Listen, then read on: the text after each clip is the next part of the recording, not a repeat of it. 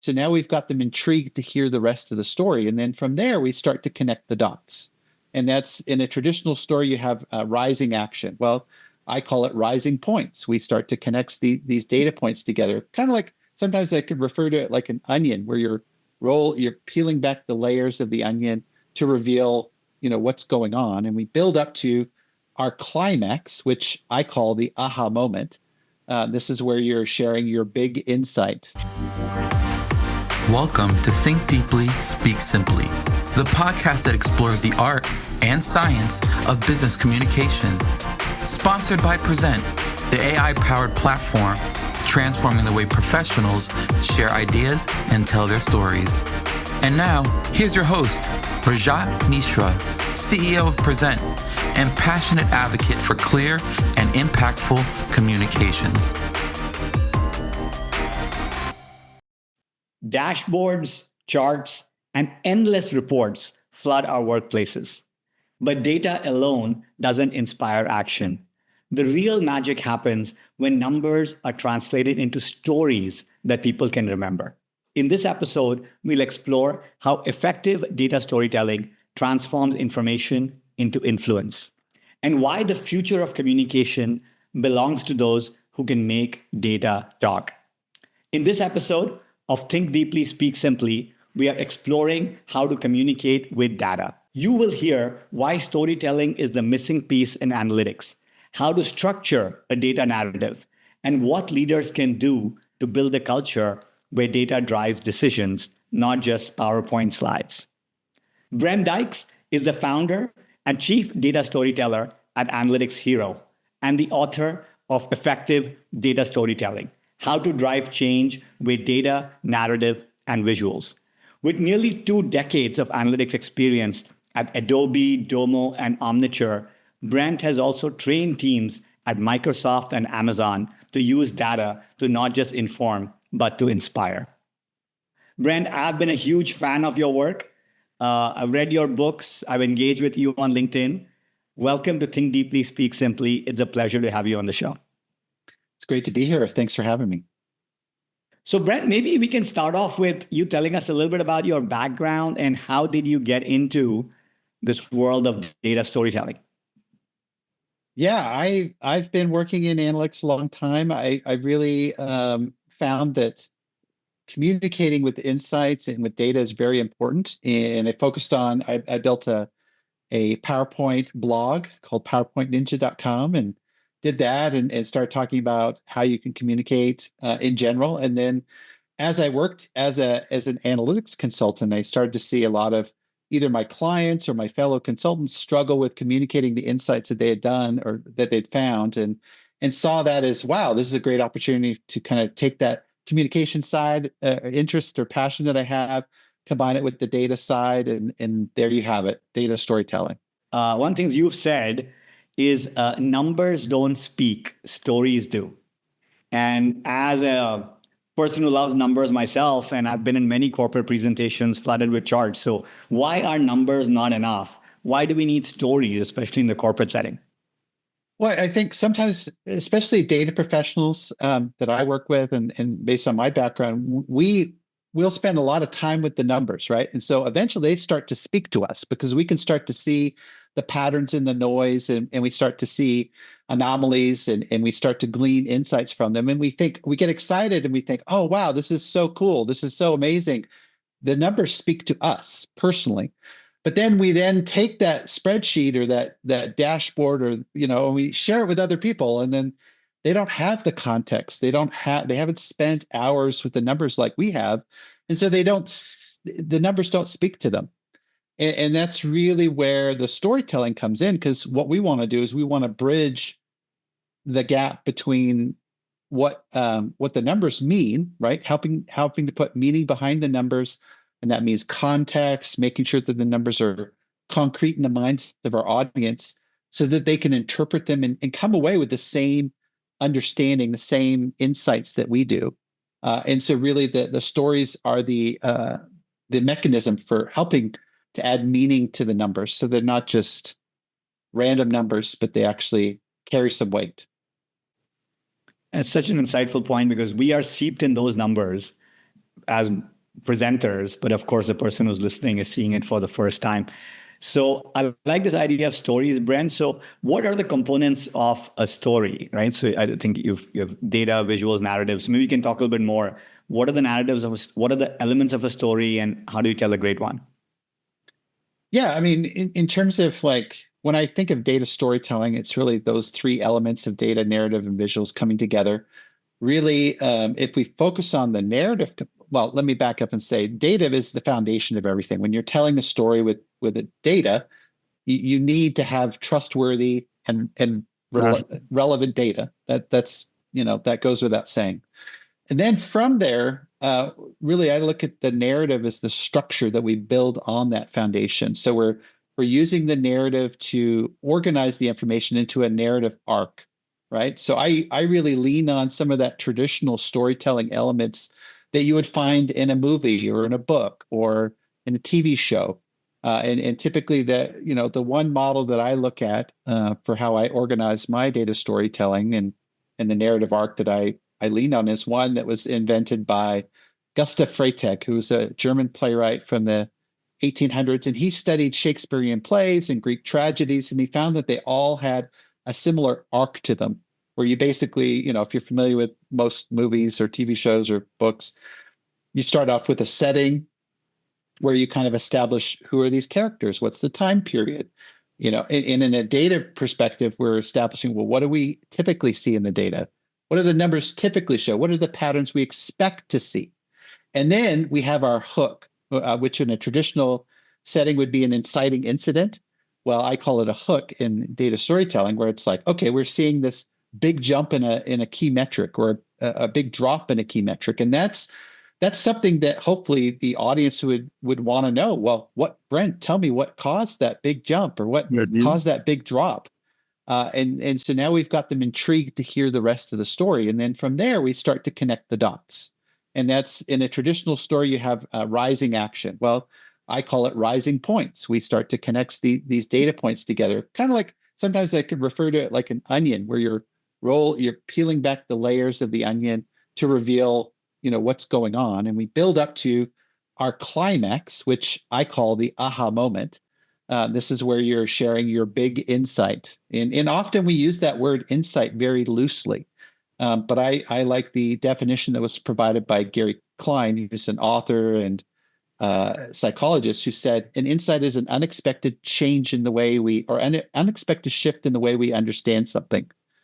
And for me, that simple definition is really powerful. So we may have discovered that maybe our customers don't like our products for reason A, they like it for reason B, or maybe the reason why sales are down is because of something unexpected that we need to address. And then from there, we're not done, because we don't want to just drop an insight on the lap of our audience. We actually want to take them somewhere. We want them to make a decision. We want them to take some action. And often that means that we need to provide them with options and maybe a recommendation as well. So that whole structure is very beneficial because it helps us to organize the data that we have, our findings, what is relevant to the story, what isn't relevant to the story. The story isn't just helpful for the audience, it's actually helpful for us as communicators, that it helps to guide us through the data, picking and choosing what's relevant. And then ultimately, on the receiving end, the audience is going to find that much more engaging, much more persuasive, much more memorable. Now, the visuals often get a big focus with data storytelling, but I find that they're really just a means to an end. At the end of the day, once I've got the right data, I've found an insight that's powerful for my audience, I've then crafted a narrative. Really, now I'm basically the visuals are the scenes of the movie, right? So I'm just trying to have some good scenes that tell the story, but they're just a means to an end. And obviously, when we bring all these three elements together, it can be really powerful. Clean, good data, arc of a narrative, and visuals to land the points. So I would love to go deeper into the narrative piece, Brent. But for now, maybe you consult with many companies and you train many folks in large and small companies. Could you share a story or an example where it wasn't landing, and then what changes were made to make the data storytelling really pop? Yeah, I mean, obviously, I think one of the key things is a lot of times I see clients that are working with a lot of tabular data. So you're talking, data tables and different things like that. And when you visualize the information, it becomes much more clear to the audience what's going on, and it helps to tell your story. And so an example that I think of, that I experienced, where I was working with a client, I was a consultant working in analytics, and I was supporting a major technology company. And we had I think it was monthly calls where I do some analysis on their data, provide some kind of recommendations on things. And I would say most of the time they listened a lot, but they didn't really provide a lot of feedback. Didn't feel two-way. So anyways, I was working with this client, and I was looking at their call center data, and a lot of times I was focused on the website interactions, and then I was looking at the call center data, and I found that there was this window where they had their call center open, and then when they closed the call center for the next hour or two outside of that window, there was a high increase in the number of people visiting their website, like looking for help and support.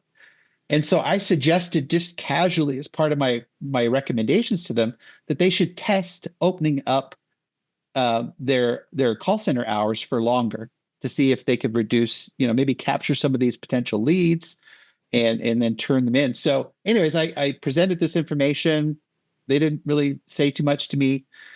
Then at the beginning of our next monthly call, they mentioned, "Oh, by the way, Brent, we actually did test your idea. We actually extended. We ran a pilot to test the, whether it could be extended.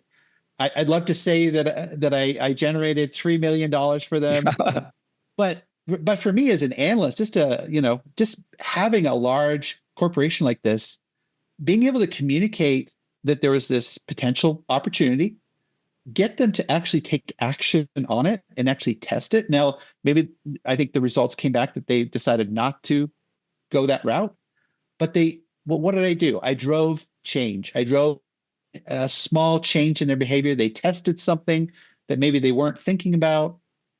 Maybe those numbers came back that maybe it didn't support opening that long term or anything, but I was able to inspire a change, and especially, just a small analyst like myself from a vendor influencing a large corporation like this to place a bet to do something like that. That really showed to me the power of telling a story and packing all that meaning in that being able to influence them to really see, hey, there's an opportunity here that we could pursue, run the test, and see something, use the data. That's the key thing. We have all this data, and that's really where the data storytelling comes in. If we can influence people to take action and take steps to optimize the business, that's success in my mind.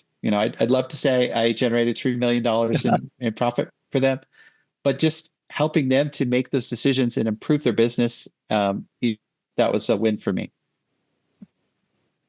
It's a very cool story, Brent. It's not just about the insight in the data, but how you had them change behavior and try through the power of data storytelling. That's very cool. Let's go back to the elements of the narrative. You mentioned the hook. Yeah. Right? So tell us a little bit more about, what is the hook? And we have many people here who are looking at data they have and trying to tell data stories. How do you come up with a great hook? And maybe an example would be great.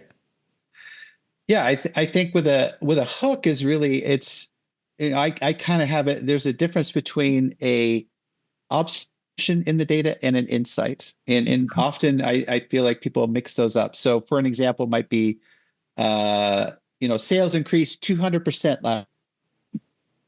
Okay, why? It's really just focused on the what. So that would be a great hook, because I think a lot of people would then naturally ask that question. Well, why did it go up? Why did sales go up 200%? You've got the hook there, and then then you have to then tell the rest of the story to build up to the why. It was because our competitor maybe had a product recall, and so they were unable to sell to a lot of their customers, so their customers were coming to us. So we saw this massive jump in our sales. And then from there, it might be like, well, let's take advantage, let's capitalize on this opportunity while our competitors, struggling with a product recall. Let's run some promotions. Let's start promoting, the quality of our product. Let's really lean into this increase in sales that we're seeing and see if we can't, take it to 200% or on 200% to 500%, whatever, and really gain market share. I see. So the hook kind of draws the reader in, asking the next question. The insight goes deeper, explains something counterintuitive. But then through that insight, you can drive people to action with the call to action, like you're saying. And I would say the other thing that the hook does is it establishes relevance with the audience, because if you have a hook that they don't care about, they don't want to hear, they're not going to care to hear the rest of your story. So the hook has to be relevant to that audience. And if you have a relevant hook, then you're going to, you basically get them intrigued to hear more. They want to hear where your story goes. They want to see what you've uncovered, and they want to hear about your insight. Okay, that's great. So we talked about the narrative part. Let's talk about the visuals for a little bit, Brent. So if you can go a little bit deeper, maybe what are some common mistakes people make with visuals when it comes to data storytelling, and how can we all get better at visuals and data storytelling? One of the most common mistakes I think people do is they will put a slide, or they'll take a chart, they'll put it in and say it's revenue by region. And they'll leave the chart title as a descriptive chart title. No. In data storytelling, one of the tips that I mentioned in my workshops and different things is, chart titles can be important, but what you really want is a headline. Because when you're trying to tell a story, it's like, okay, well, sure, I see all products revenue by region. Great. Trended over time. Wonderful. But where do you want me to focus? Well, where I want you to focus is on the West region. Look how much it's grown over this last quarter. It's gone up 60%. So what is my headline going to be? It's not going to be products or product revenue by region. It's going to be, look at West region grew by 60% last quarter. And then obviously I'll do different treatments of the chart to kind of really embellish that. But I think that's a simple thing. A lot of people just go with the default descriptive chart titles when if you're telling a story, you really want to go with a headline. This makes so much sense, Brett. And the headline or slide title is what we read first. So if that tells us where to look, right? Like you said, I've seen many charts where we have a 4x4 and you don't know where to look. And the title kind of highlights what matters, and you know what to kind of focus on. So thank you for that. And then if you think of data storytellers, and let's focus on the Fortune 2000 and larger companies, if there is one habit you think they should break or change to be more effective data storytellers, what would your suggestion be based on what you see? I would say the one thing that I want to see more is people really understanding their audience as much as possible. So really trying to understand what is important to the audience. What do they want to get out of this data story? What are, and so that's a key focus that I emphasize. The more we understand our audience, the more relatable we can make our data stories. The less we understand about our audience, the more we're guessing. And then there's the likelihood that maybe we share a story they don't even care about, or we don't focus on the right things. So I would emphasize to anybody, if you're presenting or communicating data on a regular basis, take some time to understand your audience, to really understand what's important to them. What are their priorities? Why is this information meaningful to them? And then obviously help them to make better informed decisions with your information. Great. So Brent, let's zoom out from the individual level to the company or org level. And you consult and advise many large companies. So what message do you have for leaders in large companies that want to make their teams better data storytellers, right? What's the message for them? Yeah, I think I mean, obviously, with a lot of companies, there's a lot of focus on building dashboards and reports. But is there a opportunity for people to share stories? And so that's one of the things that, as I've worked with different organizations, I've said, yeah, like maybe you have a monthly report that you provide to your org. And I was actually working with this one executive, and he said, yeah, I've actually joined this company recently. They have a recurring meeting where almost 200 people from this organization come to this one meeting to see this one report where maybe I think they're reporting on their marketing strategies or on the performance of the business. And they shared all this great data. But what I encouraged him to do was, rather than just doing kind of like a download of the stats and information, and say that took an hour. Let's just say it took an hour for them to do that. Why don't you cut that back to 40 minutes and then take that 20 minutes that you've kind of freed up and do one deep dive.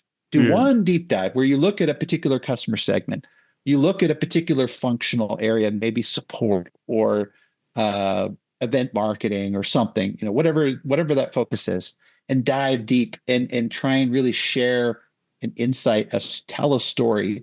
So yes, you're providing a lot of that information in that hour, in the first 40 minutes, but then you do one deep dive, you tell that one story. And I think that's really what I would like to see across more of the organizations, is just forums for where you can share these stories. Because ultimately, I think what executives are hungry for, they want insights. They don't need more information. They need insights. And when you're providing insight that helps them to make better decisions, to change, it's going to have an impact on the business, that is really what's powerful. I think that's what a lot of executives really crave. Because today, I mean, they have their dashboards, they have, reports, lots of reports on reports, and it's really, really finding those nuggets within the data that can help drive better performance that they're interested in. Yeah, it's well said, Brent. There's an information overload, but there's an undersupply of insight. Right? Everyone's drowning in data and dashboards. So well said. What about, there are some teams that are naturally less data oriented, like sales and marketing folks, unlike analytics teams or engineering ops teams. So for sales and marketing teams that want to become better data storytellers, what suggestions or tips you have for them? Yeah, I'm a marketer by my background story is I was a marketer, started out. I didn't start with a STEM background. I wasn't a economist or mathematician or statistician or anything like that. I come from a marketing background, and I strongly believe that non-technical business professionals can tell data stories. I mean, we all have data in our roles, whether we're, sure, finance and accounting have lots of data, and obviously the analytics teams have lots of data, but marketing and HR and sales, they have a lot, and clearly operations they have a lot of data too. So we all have data, and it doesn't mean that you have to run these very complicated analyses to tell data stories. No, I think you could examine a dashboard and find an insight or an opportunity or a problem, and then bring in some additional data or do some further analysis. Again, you can do it all in a spreadsheet. You don't have to use these powerful tools.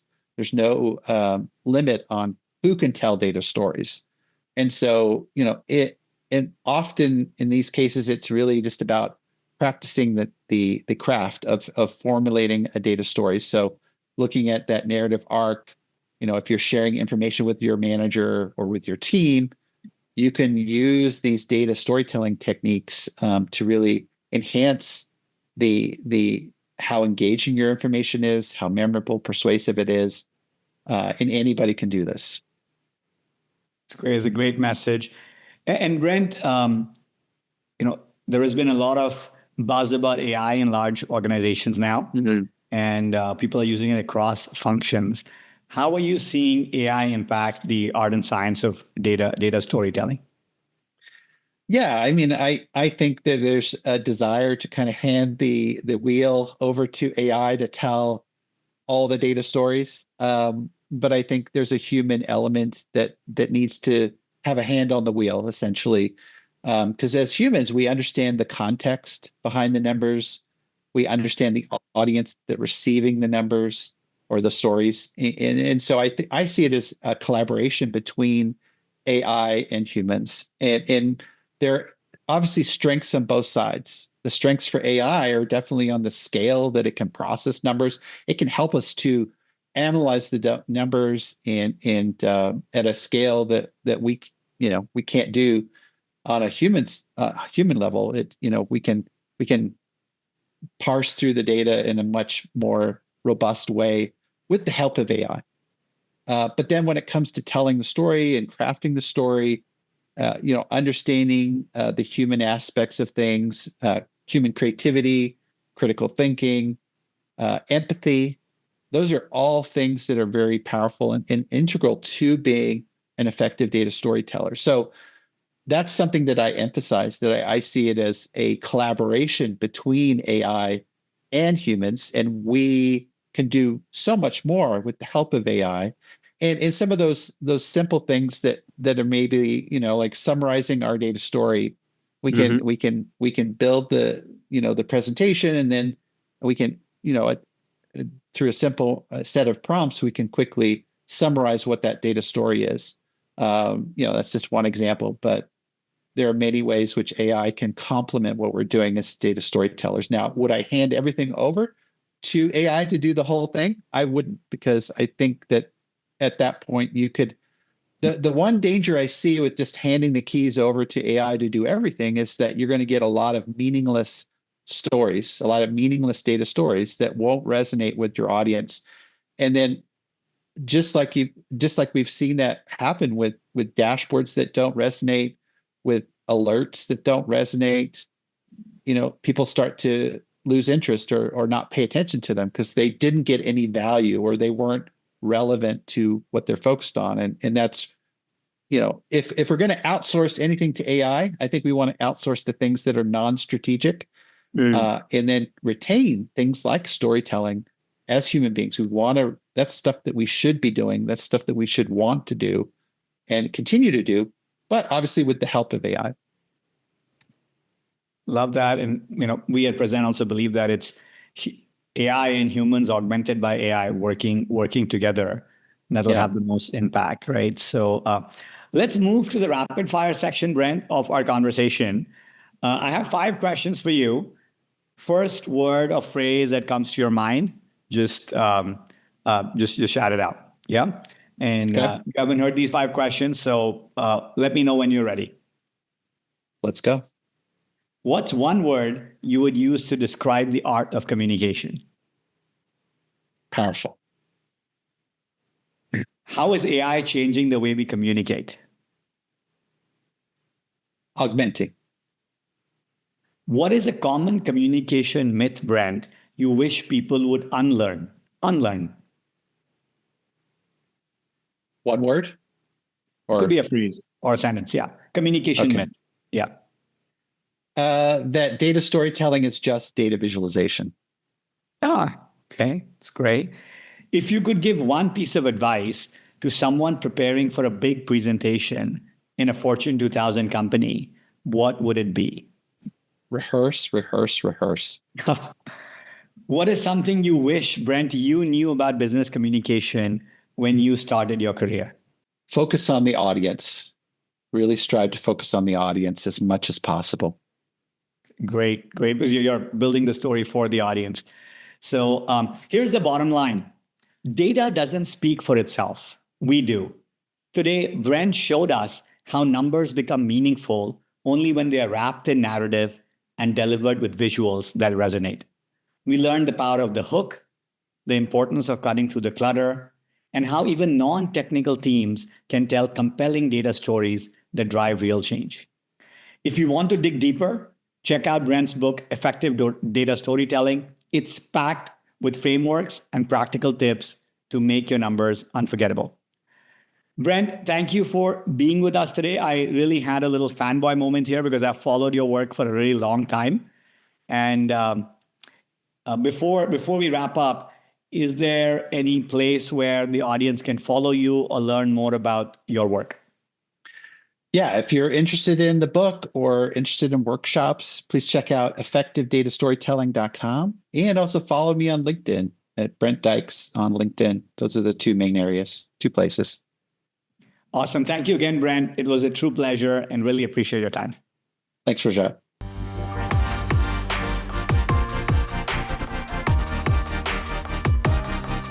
Thanks for tuning in to Think Deeply, Speak Simply. This episode was brought to you by Prezent, your secret weapon for brilliant presentations. Visit Prezent.ai to transform how you communicate. Until next time, keep thinking deeply and speaking simply.